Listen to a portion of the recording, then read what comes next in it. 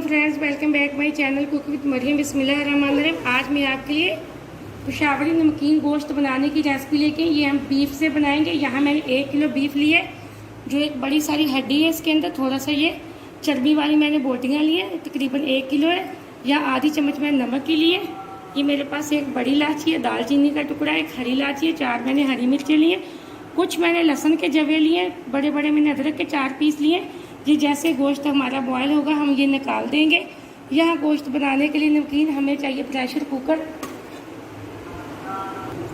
यहाँ मैंने सारा बीफ प्रेशर के अंदर डाल दिया। ना तो हम इसके अंदर प्याज डालेंगे, ना ही टमाटर, ना मसाले, इसके अंदर कुछ नहीं जाएगा।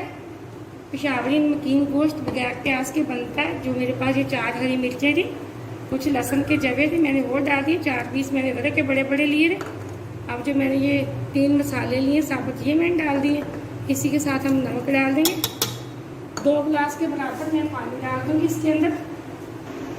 यहाँ ये वाले तकरीबन 2.5 गिलास मैंने पानी के डाल दिए ताकि हमारा बीफ अच्छे से गल जाए। अब हम इसको सीटी पे तकरीबन 25 मिनट के लिए छोड़ देंगे ताकि हमारा बीफ जो है, हमने इसको ज़्यादा गलाना है।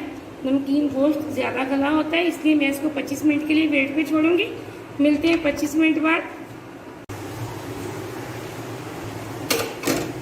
यहाँ 25 मिनट हो चुके हैं हमें वेट पे रखे हुए गोश्त को। अब हम चेक कर लेते हैं। बिस्मिल्लाहिर्रहमानिर्रहीम। ये देखिए एकदम से हमारा गोश्त अच्छे से गल चुका है। अब मैं इसको कढ़ाई के अंदर डाल लेती। यहाँ मैंने सारा गोश्त कढ़ाई के अंदर डाल लिया है। अब जो मैंने यहाँ इसके अंदर अदरक के बड़े बड़े पीस डाले थे, हम वो निकाल लेंगे और दालचीनी का टुकड़ा भी हम निकाल देंगे। यहाँ एकदम से हमारा पेशावरी नमकीन गोश्त अच्छे से तैयार हो चुका है। जो इसके अंदर यखनी थी थोड़ी थोड़ी, वो मैंने इसके अंदर ही खुश्क कर दी है। बहुत मज़े का बना है, बहुत अच्छी खुशबू आ रही है।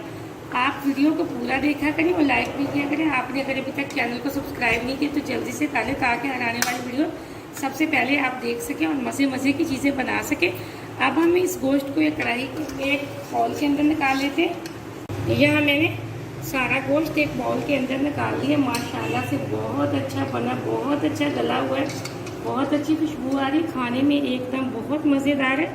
आप इस रेसिपी को ज़रूर ट्राई करना। मुझे अगली रेसिपी के लिए इजाज़त दें। अल्लाह हाफिज़।